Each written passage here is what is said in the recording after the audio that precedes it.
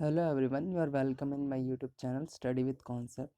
So I have done 3 parts earlier, so you can watch that video and then resort to these videos. Then you can easily understand all the things in this chapter.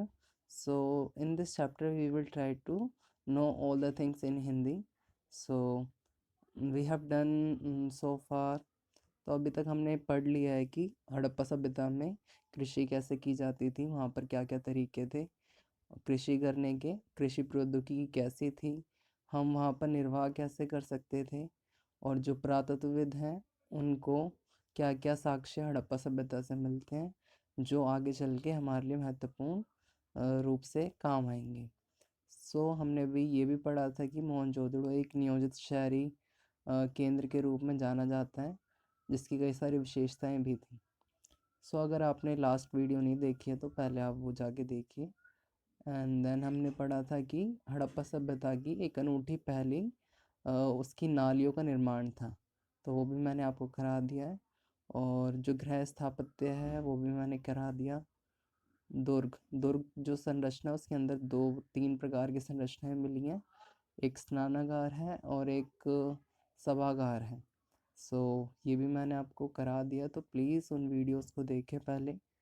Then समाज में, हड़प्पा समाज में क्या क्या आर्थिक विभिन्नताएं थी वो भी मैंने करा दिया है। और हमने यहाँ तक कर लिया था कि शिल्प उत्पादन के विषय में जानकारी, यानी शिल्प उत्पादन कैसे किया जाता था, कौन कौन से तरीके थे शिल्प उत्पादन करने के लिए। तो हमें यहाँ से करना है कि उत्पादन केंद्रों की पहचान कैसे की जाती है।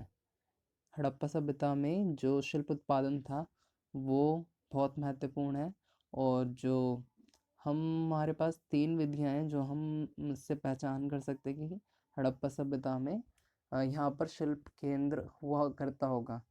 पहला कूड़ा करकट, और दूसरा अपूर्ण वस्तुएं, तीसरा कूड़ा करकट, यस। तीसरा महत्वपूर्ण बिंदु है कच्चा माल। जैसे कि यदि पुरावस्तु के स्थान के आसपास उसको बनाने वाला कच्चा माल पाया जाता है तो इसका अर्थ था कि उसके उस पुरावस्तु का उत्पादन केंद्र भी वही होगा। कूड़ा करकट भी हमें उत्पादन केंद्रों के विषय में बहुत अच्छी जानकारी देता है, क्योंकि वस्तु को बनाते समय पत्थर को काटा जाता होगा और उस पदार्थ के छोटे छोटे टुकड़े के रूप में वहीं फेंक दिए जाते होंगे। आगे चल के यही हमारे महत्वपूर्ण साक्ष्यों के रूप में हमें मिलते हैं। इस प्रकार हम उत्पादन के केंद्रों के विषय में जानकारी प्राप्त। तो जैसा कि आप देख पा रहे हैं, अगला टॉपिक माल प्राप्त करने की नीतियां हैं, यानी हड़प्पा सभ्यता में जो व्यापार था वो कैसे हुआ करता था, क्या केवल आंतरिक व्यापार होता था या फिर कुछ ऐसी भी जगहें थी जहाँ से हड़प्पा सभ्यता के लोग व्यापार करते थे।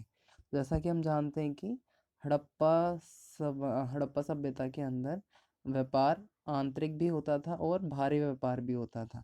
तो जैसा कि हम इस किताब के अंदर माध्यम से हम पढ़ पाएंगे कि ओमान ओमान और जो मेसोपोटामिया है वहाँ से हमारा हड़प्पा में व्यापार होता था।